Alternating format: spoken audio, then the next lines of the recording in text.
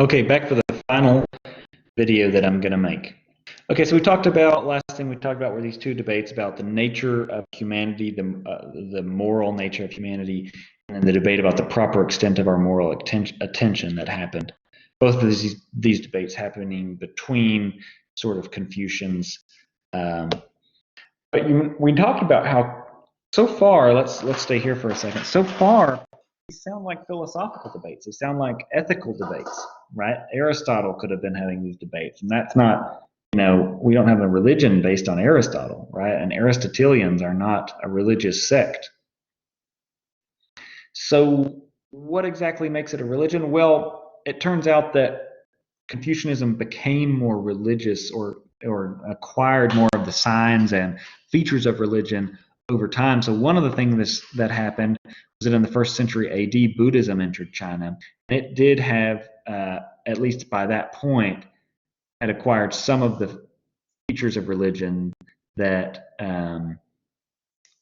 Confucianism lacked. So there were priests, for example, and they were in some cases ascetic, kind of withdrawing from the world. And it's possible that by that point there had been some ritual developed in that branch of Buddhism. And so Confucianism, kind of being influenced by this, sort of answered some needs of the people. Confucianism responded by taking on more of those religious features. And so there were Confucian temples in every province. There were religious ceremonies that developed. Confucius and his disciples actually became more objects of veneration. There were statues. Instead of just being kind of a teacher, he was more kind of, I don't want to say worshipped, but venerated and honored. And then, so that was called the second phase of Confucianism. And then eventually it entered even what's called the third phase. I think that was around 1000 AD, where there were kind of a group of scholars that came and wanted to kind of clarify which the canonical texts were for Confucians, just as like, different religious movements have had lots of texts where it's unclear in the beginning which ones are kind of gospel and which ones aren't. And then there is at some point, it's a kind of a point at which it's clarified these are the ones that we're going to take as authoritative. And similarly for doctrine, it might have been more loosely organized around what Confucians by definition ought to believe. But then that got clarified in this third phase. And finally, they were sort of kind of these scholars were trying to develop a cohesive metaphysical picture of the world, right? And it ended up being, well, we don't need to talk about it, but so before that point, it was, instead of being kind of a loose collection of sayings and teachings, it also included this picture of the way the world works, the way reality functions. And so Confucianism has, over the years, become more of a religion in the more typical sense. So let's talk just a little bit historically. Confucianism was for, I think thousands of years, part of the official educational structure in China. Like, this was part of what was required education. And over the past 100 years or so, that hasn't been the case anymore. And part of that is part of a decline that sort of happened in the early 20th century. And there were two aspects of that. One was the westernization of some of the intellectuals in China, who actually, many of whom studied in America. This is called the New Culture Movement.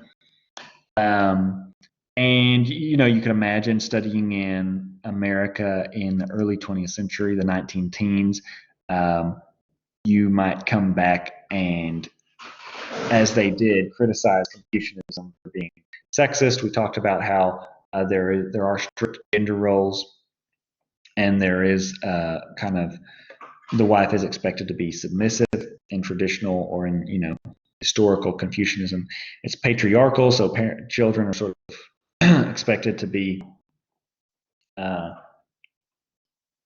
submissive, and I guess the criticism was slavish to their parents. and it was thought to be overly conservative, right? Not in the sense of overvaluing what has happened in the past, even beyond what wisdom dictates or what kind of new circumstances dictate. And then there was the communist revolution in China too, mid-century, and some of the criticisms that the communists had were similar. The communists were also about egalitarianism between the sexes, and so they thought this was sexist. They were also worried about it being too conservative. If you're trying to remake society, as communists did, you don't want people that are really attached to the past. Communists were also more oriented towards science, and Confucianism was not. And finally, I mean, maybe at the most fundamental level, communists were egalitarians, at least at heart, or at least supposedly. And they thought that for that reason, Confucianism was too elitist, because the schools, it was, there was an egalitarian streak in it, but it turns out that the schools where you'd study this stuff were in fact of the matter only open to the more wealthy and the higher status. However, even more recently, Confucianism has kind of come back into the good graces of the Chinese establishment. And part of that is because, part of that is because it's actually been seen to promote economic flourishing, and that's not really surprising given the sort of emphasis on social cohesion.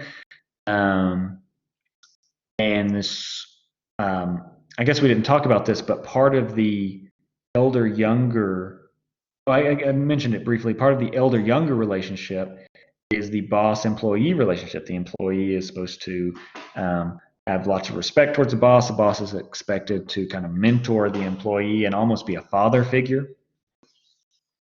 And so that could conceivably promote economic flourishing as well. However, it has in recent years been more tempered with egalitarianism between the sexes and more kind of tolerance for individuality.